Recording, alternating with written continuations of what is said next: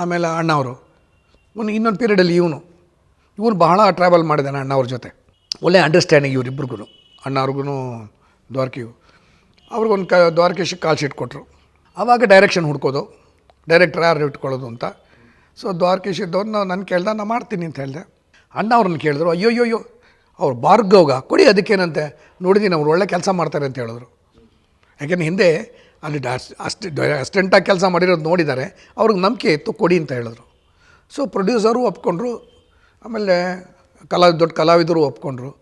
So ಆಗ ನನಗೆ ಅವಕಾಶ ಸಿಕ್ತು. ಕತೆ ಹುಡ್ಕೋಕ್ಕೆ ಶುರು ಮಾಡಿದ್ವು.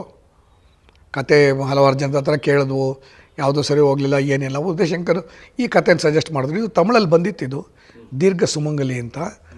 ಇದು ತಮಿಳಲ್ಲಿ ಬಂದಿತ್ತು, ಮಲಯಾಳಮಲ್ಲಿ ಬಂದಿತ್ತು, ತೆಲುಗಲ್ಲಿ ಬಂದಿತ್ತು ಅಂತ ಕಾಣಿಸುತ್ತೆ, ಆಮೇಲೆ ಹಿಂದಿಲೂ ಬಂತು. ಅಂದರೆ ಆಗಿನ ಕಾಲದಲ್ಲೇ ರೀಮೇಕ್ ಮಾಡುವಾಗ ಇವತ್ತು ನಮಗೆ VCR ಇರಲಿಲ್ಲ, ಆಮೇಲೆ ಈ ಮೊಬೈಲ್ ಇರಲಿಲ್ಲ, ಆಮೇಲೆ ಈ ಥರದ್ದು ಪ್ರೈಮು ಅದು ಇದು ಅಲ್ಲೇ ಇರ್ತಿರಲಿಲ್ಲ. ಸೊ ಏನು ಫಾರ್ಮೇಟ್ ಅಂದರೆ ಫಿಲಮ್ ಇದೆಯಲ್ಲ, ಫಿಲಮ್ ನೋಡ್ಕೋಬೇಕಷ್ಟೆ.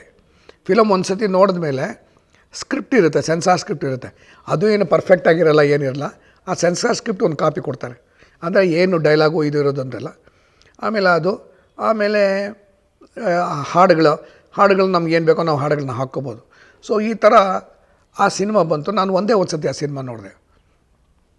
ಒಂದು ಸತಿ ನೋಡಿದೆ. ಯಾಕೆಂತ ಹೇಳಿದ್ರೆ, ಇನ್ನೊಂದು ಸತಿ ನೋಡ್ತೀಯಾ ಅಂತ ಕೇಳಿದ್ರು ದ್ವಾರಕೀಶ್. ಇಲ್ಲ ನನಗೆ ಒಂದು ಸತಿ ಸಾಕು ಅಂದೆ. ಮಲಯಾಳಂ ಬಂದಿತ್ತು, ಮಲಯಾಳಂ ನೋಡ್ತೀಯಾ ಅಂದರು. ನಾನು ನೋಡಲ್ಲ, ನೀವು ನೋಡ್ಕೊಂಬನ್ನಿ ಅಂದರು.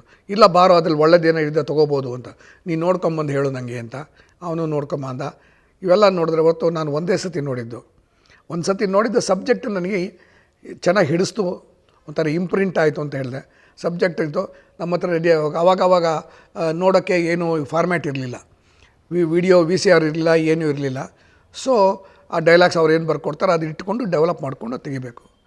ಆ ಥರದಲ್ಲಿ ನನಗೆ ಭಾಳ ಅದೃಷ್ಟವಂತ ನಾನು ಅಂತ ಹೇಳ್ತೀನಿ. ನನಗೆ ಮೊದಲನೇ ಚಿತ್ರದಲ್ಲೇ ಭವ್ಯವಾದ ಸೆಟ್ ಸಿಕ್ತು.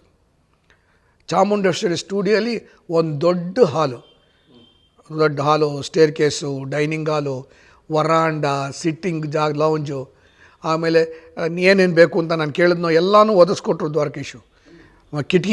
ಕಿಟಕಿಗಳೆಲ್ಲನೂ ಕೂಡ ಒಂದು 8-10 ಕಿಟಕಿಗಳಿರಬೇಕು. 8-10 ಕಿಟಕಿಗಳು ಅಂದರೆ ಒಂದೊಂದು ಕಿಟಕಿಗೆ 2 ಅಡಿ ಹತ್ರ ಇದ್ದರೂ ಕೂಡ ಅದು 20 ಅಡಿನೋ 25 ಅಡಿನೋ ಇರಬೇಕು. ಅದರಲ್ಲಿ ನಾನು ಹಾಕ್ಕೊಂಡ್ರೆ, ಟ್ರಾಲಿಯಲ್ಲಿ ಹಾಕ್ಕೊಂಡ್ರೆ ಈ ಗಾಜುಗಳಲ್ಲಿ ಹಿಂದ್ಗಡೆ ಇದ್ದ ಕಲಾವಿದರು ಕಾಣಿಸ್ಬೇಕು ನನಗೆ ಮನೆ ಒಳಗೆ. ಇದೆಲ್ಲ ಕಲ್ಪನೆ.